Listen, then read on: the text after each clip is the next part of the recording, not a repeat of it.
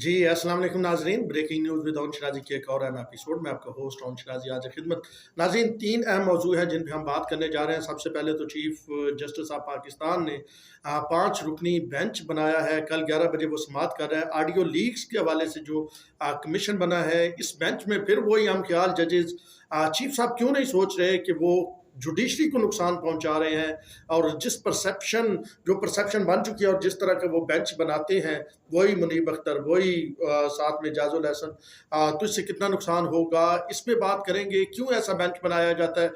दूसरा मामला, आज फिर इलेक्शन कमीशन ऑफ पाकिस्तान की जानब से सुप्रीम कोर्ट में जो एक आप ये कहें कि नज़रसानी की दरख्वास्त दी गई थी, इलेक्शन 14 मई को करवाने का जो आर्डर दिया था सुप्रीम कोर्ट ने, उसमें यही 3 रुकनी बेंच था माशाल्लाह। Chief justice of Pakistan, justice Munib Akhtar और जस्टिस इजाजुल एहसन। अब वो क्या समाअत हुई, कैसे 9 मई के मामले पे मुनीब अख्तर मतलब भड़क उठे, उन्होंने कहा नहीं जी इसका जिक्र नहीं करना ये।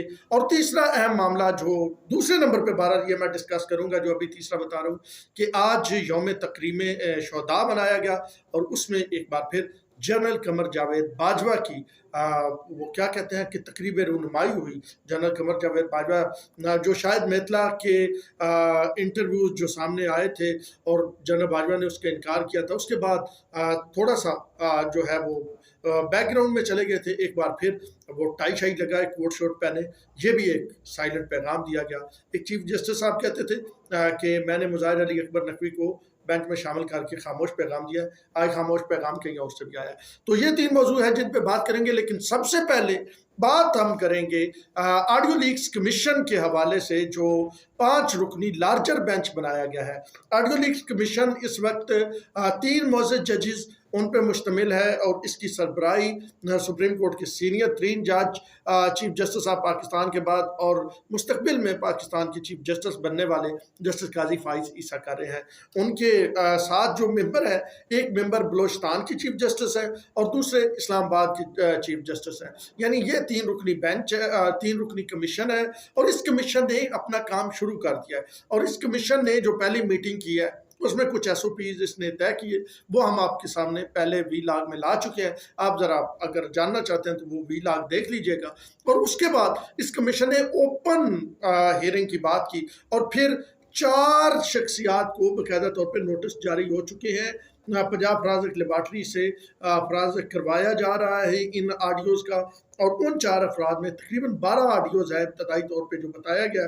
इन 4 अफराद में ख्वाजा तारक रहीम है, साकिब निसार के बेटे हैं, क़य्यूम सदीकी हैं।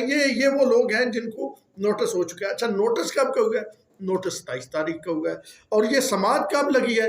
ये समाअत कल लगी है। कल क्या है जी? कल है जुम्मा और तारीख है 26, यानी उससे पहले ही। वैसे तो जो उस टॉपिक को भी मैं डिस्कस करूंगा, जो है नज़रसानी दरख्वास्त जो इलेक्शन कमीशन ऑफ पाकिस्तान ने दी हुई है इलेक्शन के सुप्रीम कोर्ट के फैसले की, उसकी तो 3 दिन से मुसलसल समाअत हो रही थी ना। आपने जो है वो मंगल को भी की, आपने बुध को भी की, आपने जुमरात को भी की, उसकी जुम्मे को भी कर लेते हैं। नहीं, उसकी हफ्ता तो वैसे मतलब नहीं होता, लेकिन आपका दिल चाहे आप तो हफ्ते को भी कर लेते हैं। अच्छा, उसकी जुम्मे को कर लेते हैं, जुम्मे को नहीं की, उसकी पीर वाले दिन तक मुलतवी की, 27 तक। और ये मामला क्या किया, इस मामले को 27 तक नहीं, पीर वाले दिन तक। और इसको क्या किया, इसको ये किया कि जुम्मे वाले दिन एंट्री पा देती। भाईजान 27 हफ्ते को इजलास है उनका, उससे पहले जनाब हमने ये सुननी है, इस पे सुनना है। अच्छा, आपने सुननी है, ठीक है, आप चीफ जस्टिस ऑफ पाकिस्तान है, आपको सारे इख्तियारात आइन देता है, लेकिन आपने बेंच क्या बनाया? अच्छा, लोग सोच रहे होंगे अच्छा जी इस बेंच में तो मंसूर अली शाह होंगे, अच्छा अतर मिनल्ला भी होंगे, वो इन मामलात को अच्छा जानते हैं। अच्छा, मंदो खेल साहब भी होंगे, मोहम्मद अली मजहर भी होंगे, ये होंगे ना? नहीं सर, ना। हम आपकी तवक्कुआत पे और अंदाज में पूरा उतरते हैं ना। ये मतलब हम बेंच बनाएंगे ना। बेंच क्या बना है? बेंच बना है जनाब, सबसे पहले चीफ जस्टिस ऑफ पाकिस्तान उसमें है, साथ दाई साइड पे जाजुल एहसन है, साथ जस्टिस मुनीब अख्तर है। ये 3 रुकनी बेंच मुकम्मल हो गया। 2 और बंदे हैं, वो सानी है ना, वो भी अपने ही हम ख्याल ही हैं, वो भी अपने हम ख्याल ही हैं। उनमें जस्टिस शाहिद करीम है और जस्टिस अजहर हसन रिजवी, वो जो जूनियर जज थे सिंध में, और उनको यहाँ पे लाया गया चीफ जस्टिस ऑफ पाकिस्तान की जानब से, जिस पे मेरे सवाल पे माफ़ी मांगी थी वजीर कानून अता जो है आज़म नज़ीर तारड़ के, जी हमसे गलती हो गई, हमें कुछ और कहा गया था। इसी तरह पंजाब से भी चौथे नंबर वाली आयशा जो है जज, उनको लाया गया था। बहरहाल अब ये 5 रुकनी बेंच बनाया है आपने, तो आप कोई थोड़ा सा तो ऐसा कर दें कि लोगों को लगे कि यार इन लोगों को, इन जजों पे तो एतमाद ही नहीं सियासी पार्टियां कर रही। 12-13 सियासी पार्टियां पीडीएम के इत्तेहाद और साथ में पीपल पार्टी और एएनपी को शामिल करें, तो ये तो इन पे एतमाद ही नहीं करती।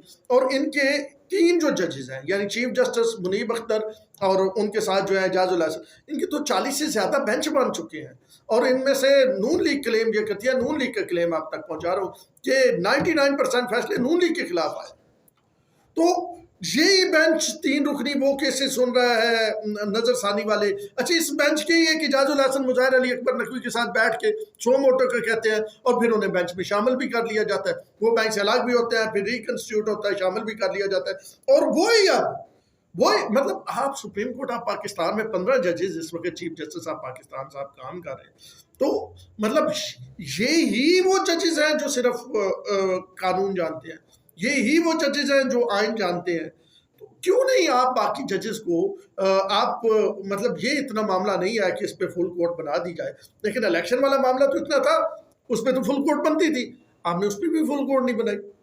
और अब एक बार फिर आपने अहम तरीन, अब यहाँ मामला सिंपल नहीं है, यहाँ पे पार्टी जो है वो कोई सियासतदान इस तरह नहीं है, वहाँ यहाँ पे 3 जजेस भी हैं किबला, यहाँ पे जस्टिस काजी फाइज है, और वो काम शुरू कर चुके हैं। इसका ये मतलब है कि उन्होंने आइन कानून के मुताबिक समझा है तो उन्होंने काम शुरू किया ना, अगर वो इसे आइन कानून के मुताबिक ना समझते तो वो काम शुरू ना करते।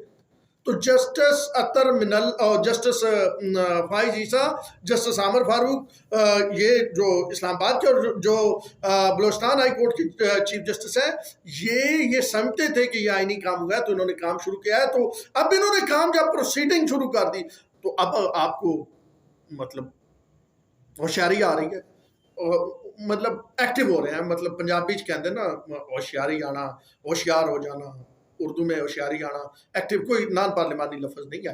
तो अब आप एक्टिव हो गए हैं, तो मेरे ख्याल में इससे बड़ा बुरा मैसेज आएगा, बड़ा बुरा मैसेज आएगा। बहरहाल कल 11 बजे समात है, देखते हैं क्या होता है। अब मैं ज़रा दूसरे टॉपिक की तरफ आता हूँ। आज ही यौम तकरीम शहदा पूरे मुल्क में मनाया गया, बड़े मिली जोश व जज्बे से बच्चों ने रैलियाँ निकाली, उसके बाद बड़े भी निकले, सरकारी मुलाजम भी निकले, और हमने देखा मुख्तलिफ तकरीबात हुई, गुजरावाला कोर में हुई, उसके बाद जनाब मंगला में हुई, उसके बाद कराची में हुई, उसके बाद जी सियालकोट हुई। अच्छा, इसी तरह पंजाब पुलिस ने, और हर जगह पे कोई ना कोई तकरीब रखी गई, क्योंकि सारे पाकिस्तानी जो हैं वो अपनी अफवाज से, अपने इदारों से मोहब्बत करते हैं और उनके लिए हर तरह की कुर्बानी देने को तैयार है। तो उनके साथ एक तकरीब के साथ साथ उनके साथ इज़हार यकजहती के लिए भी तकरीब रखी गई मुख्तलिफ जगहों पे। अच्छा, उसमें ये हुआ कि आर्मी चीफ ने खिताब भी किया और उन्होंने कहा कि साढ़े 9 मई के हवाले से जो मुलव्वस हैं उनको नहीं बख्शा जाएगा। अच्छा, यहाँ तक इस मैटर को यहाँ रखते हैं। अब एक और मैटर इसी में से एक स्टार्ट हुआ है, और बतौर एक जर्नलिस्ट मेरा ये फ़र्ज़ बनता है कि मैं इस पर ज़रूर बात करूँ। आज तकरीब रूनुमाई की गई है एक अरसे के बाद जनरल कमर जावेद बाजवा साहब की। ज़रा तस्वीर भी ऊपर चला दें प्रोड्यूसर साहब, ज़रा वो नज़र आ जाए लोगों को। जनरल कमर जावेद बाजवा जो पाकिस्तान की तारीख के मुतनाज़ तरीन आर्मी चीफ में शामिल रहे, पहले उनके बारे में नवाज शरीफ साहब जो कुछ कहते रहे, वो इल्ज़ामात लगाते रहे, मरियम नवाज लगाती रही, और फिर चलते चलते वो इमरान खान उनकी बड़ी तारीफ़ें करते रहे, उनको नफीस कहते रहे, और कहते थे जनरल बाजवा जैसा बंदा ही कोई नहीं है, हमारी अंदरूनी बैरूनी दोनों मद्दे कर रहा है, पैसे लेके आता है, फॉरेन पॉलिसी साथ बनवाता है। लेकिन फिर इमरान खान साहब ने उन पर तनकीद करनी शुरू कर दी, कभी न्यूट्रल्स को जानवर, कभी मीर जाफ़र, मीर सादक, फिर जनरल बाजवा मुझे ये कहता था, उसको ये जनरल बाजवा, वो जो भी मतलब है कि इमरान खान का अपना मौक़िफ़ था और उनका ये ख्याल था। और वही इमरान साहब जो किसी दौर में अनलिमिटेड एक्सटेंशन दे रहे थे जनरल बाजवा को, और फिर तारीफ कर रहे थे नवाज शरीफ की कि नवाज शरीफ ने अगर कोई ज़िंदगी में अच्छा काम किया तो ये किया कि जनरल बाजवा को एक्सटेंशन नहीं देने दी। खुद देने को तैयार थे, लेकिन नवाज शरीफ ने नहीं दी अपने वक्त में, जब उसके पास ताकत थी। आपने तो एक बार दी ना, अब तो दूसरी बार भी देने को तैयार थे, तो उसकी तारीफ कर रहे थे। अच्छा, अब जनरल बाजवा को chief of army staff general Syed Asim Munir Shah साहब के दाएं तरफ देखा जब लोगों ने, तो काफ़ी लोग हैरान हुए, क्योंकि शायद लोगों के जहन में ये था कि जनरल बाजवा की पॉलिसियों की वजह से फ़ौज का कोई मोराल डाउन हुआ, या सियासत में फ़ौज ज़्यादा गई, या फ़ौज पे तनकीद ज़्यादा हुई, और इस वजह से थोड़ा सा जो मौजूदा क़यादत है मिलिट्री की, वो थोड़ा सा डिस्टेंस रखेगी general Qamar Javed Bajwa and company से, ताकि जो है वो फ़ौज पे ये ना आए कि जी, मतलब एक वो होता है ना, परछाई ना पड़े।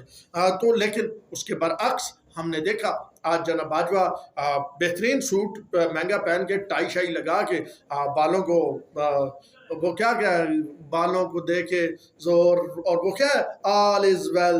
तो हमें जनरल बाजवा नजर आए कि all is well, all is well, वो ऑल इज वेल करते नजर आए। मेरे ख्याल में ये भी एक खामोश पैगाम था, उसी अंदाज में खामोश पैगाम था जिस अंदाज में चीफ जस्टिस ऑफ पाकिस्तान ने किसी टाइम कहा था कि जस्टिस मुजाहिर अली अकबर नकवी को बिठाना इस बेंच में, ये किसके लिए खामोश पैगाम है। तो बहरहाल जी, आज जनरल बाजवा की बाकायदा तौर पे शाहिद मितले के इंटरव्यूज़ के बाद जो है वो, वैसे तो जवेद चौधरी ने भी इंटरव्यू किया, यानी कोई फॉर्मली इंटरव्यू नहीं था, बातचीत की उन्होंने, कॉलम लिखे, और लोगों ने भी कहा, मंसूर अली खान ने कहा मुझे उन्होंने कॉल की, लेकिन शाहिद मितले के जो वो गैर रस्मी उनकी गुफ्तगू थी और इंटरव्यू की शक्ल में उन्होंने वो सामने लेके आए, उसने बहुत सारे पंडोरे बॉक्स खोले थे। तो उसके बाद मुतनाज़ा चीज़ होने के बाद जिसके जनरल बाजवा ने बाकायदा तौर पे इनकार भी बाय द वे किया था। तो आज जनरल बाजवा साहब नज़र आए, लेकिन नज़र कहाँ आए, पाकिस्तान की सबसे ताकतवर तरीन शख्स के दाएं तरफ जनरल बाजवा बैठे हुए थे, और ये जो ये ख्याल कर रहा था कि शायद कोई डिस्टेंस क्रिएट कर लिया गया है, तो उनके मुंह पे मतलब वो ख्याल वापस मुंह पे आके लगा है। तो इमरान खान साहब जो जनरल बाजवा के बारे में बड़े क्रिटिक्स थे हैं, उनको भी ज़रा ये तस्वीर बड़ी हांट की होगी। और दूसरी जानब नून लीग की बात करें तो नून लीग जनरल बाजवा के बारे में अब कोई भी सख्त जो है वो किसी किस्म का स्टांस नहीं रखती है। हमने जब वज़ीर आज़म शहबाज शरीफ से एक प्रेस कॉन्फ्रेंस में पूछा था इस रिलेटेड सवाल, कुछ एक तो और दोस्तों ने भी पूछा था, तो उन्होंने कहा जनरल बाजवा को अपनी ज़िंदगी जीने दे, आगे चले, ठीक है। तो ये नून लीग को इसका मतलब है इन चीज़ों का पहले से अंदाज़ा था। अब आते हैं जी तीसरी मामले पे, आखिरी मौजू, ज़रा इसको जल्दी कंक्लूड करता हूँ। वो है जी, आज नज़रसानी दरख्वास्त सुनी गई, सुप्रीम कोर्ट ऑफ पाकिस्तान ने सुनी, और उन्होंने क्या जी इलेक्शन कमीशन को क्या कहा, वो ज़रा आपके सामने रखते हैं जल्दी जल्दी। एक लतीफ़ा चल रहा था, एक मैंने पढ़ा है, ये लतीफ़ा है जो मैंने पढ़ा है कहीं सोशल मीडिया पे, वो ये चाह रहा था कि चीफ जस्टिस ऑफ पाकिस्तान ने 14 मई को इंतखाबात के केस की समाअत करते हुए ये कहा कि हर सूरत 14 मई को ही इंतखाब होंगे, और फिर उसके बाद समाअत 29 मई तक मुलतवी कर दी। ये भी है कि इंतखाबात 14 मई को ही होंगे और समाज जो है 29 मई तक के। तो आज chief justice Ijazul Hasan, justice Munib Akhtar, मशहूर ज़माना मतलब 3 रुकनी बेंच, और इस तरह तो मेरे ख्याल में वो जो एक्टर और एक्ट्रेसेस की जोड़ियां नहीं हिट होती थी, इस तरह तो शाहरुख खान और काजोल की जोड़ी नहीं हिट हुई होगी, इस तरह सलमान खान और ऐश्वर्या राय की जोड़ी हिट नहीं हुई होगी, इस तरह शाहरुख खान के साथ अगर आप ये कहें कि कतरीना कैफ की वो जो गाना था ना, सांस में तेरे सांस मिले तो मुझे सांस आए, वो जोड़ी हिट नहीं इतनी हुई होगी। बाकी भी बड़ी बड़ी इस तरह शान और रीमा की जोड़ी, या बाबर अली और रीमा की जोड़ी, या शान और साइमा की जोड़ी, या अंजुमन और सुल्तान राय की जोड़ी, ये जोड़ियां, या फिर अगर एक और जोड़ी बड़ी मशहूर हुई फवाद खान और मायरा खान की जोड़ी, इतनी हिट नहीं हुई होगी जितनी ये 3 रुकनी बेंच की, मतलब अब तजोड़ी कह लें, जो भी कह लें, जोड़ी ही कह लें ना, ऐसे ये 2 जोड़ी ना, चीफ साहब इधर और मुनीब अख्तर साहब और इजाजुल हसन साहब, ये जोड़ी जो है चीफ साहब के साथ जो जितनी ये हिट हुई है, मेरे ख्याल में उनका रिकॉर्ड इस जोड़ी ने तोड़ दिया है। तो यही जोड़ी बैठी हुई थी चीफ साहब के साथ, और उन्होंने कहा कि एक तो 9 मई का उन्होंने जिक्र नहीं करने दिया, जब इलेक्शन कमीशन के वकील करने लगे जिक्र, तो जस्टिस मुनीब अख्तर को जलाल आया, उन्होंने कहा ओए, मतलब वो है मैं कह रहा हूँ यह इसका इस बात का जिक्र बात करें इसके उसके साथ क्या तलक ये बाद में वाकयात होने वाले हैं। तो इलेक्शन कमीशन के वकील ने कहा कि मेरी हम्बल सबमिशन यही है, मैं यही अर्ज करना चाहता हूँ जनाबे वाला कि ऐसे ही मामला की हमें पहले से इतला थी इंटेलिजेंस, तो इसीलिए तो इलेक्शन हम कह रहे थे कि 8 अक्टूबर को करवाते हैं, 14 मई को नहीं करवाते हैं। तो ये इंटेलिजेंस इतलात दुनिया में ममालिक में होती हैं, पहले चीज़ें इंटेलिजेंस के जरिए। तो उन्होंने कहा नहीं जी आप 8 अक्टूबर को भी ना करवाएं। फिर कहा कि जी आप आसमान में तीर चला रहे हैं, हम देखे जा रहे हैं, आप किसी नुक्ते को तो हिट करें, हमें पता तो चले आप कहना क्या चाहते हैं।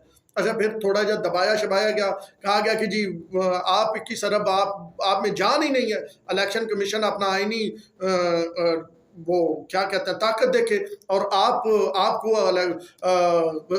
वजारत खजाना ने लगाया हुआ ट्रक की बत्ती के पीछे। ये तकरीबन यही कहा गया ना कि मिलती जुलती बात की गई इससे बस न। तो आप जनाब पैसे लें, आपने ये आपकी जिम्मेदारी नहीं है, ये आपका आईनी फर्ज है, ये आपकी कोई मतलब इखलाकी जिम्मेदारी नहीं है, आईनी फर्ज है, ये आपने अदा करना है। इलेक्शन कमीशन ने इलेक्शन करवाने हैं। फिर उन्होंने कहा कि 4.5 लाख बंदा, चीफ साहब ने कहा 4.5 लाख सिक्योरिटी वाला मांग लिया सर जी, ऐ तक न कराने वाली गल्लां ना। 4.5 लाख बंदा बनता है और वो फौजी आपने इतने मांग लिए, फौजी तो एक खड़ा हो तो लोग जरा खौफजदा से हो जाते हैं। अच्छा फिर एक और वो बात के जी वो चेक करते हैं कार्ड, बड़ा आराम से करते हैं, मुझे भी जाने देते हैं, वो भी बहरहाल उस डिटेल में मैं नहीं जाना चाहता। अब उन्होंने इलेक्शन कमीशन को कहा मजीद तैयारी करके आओ भाईजान, असि तुहानू मंडे तक 29 तक टाइम देते हैं, अभी हमने पहले वो कमीशन से निपटना है ना। वो काजी फाइजी सा बैठे हुए, वो तो कच्चे चटे खोल देगा, वो तो बड़ा कुछ सामने आ जाएगा, वो तो साकिब नसार साहब का बेटा भी। तो ये सोच 3 रुकनी बेंच के जहन में थी और उस बेंच ने उधर भी बैठना है, वो मामला भी क्लियर करने हैं। तो इसलिए समाज जो है वो 29 तक जो है वो ख़त्म की गई और इसके साथ साथ हम भी अपना वीलाग मुकम्मल करते हैं। अब तक के लिए इतना ही। अपने होस्ट सैयद ओम शराजी को दीजिए इजाज़त। अल्लाह ने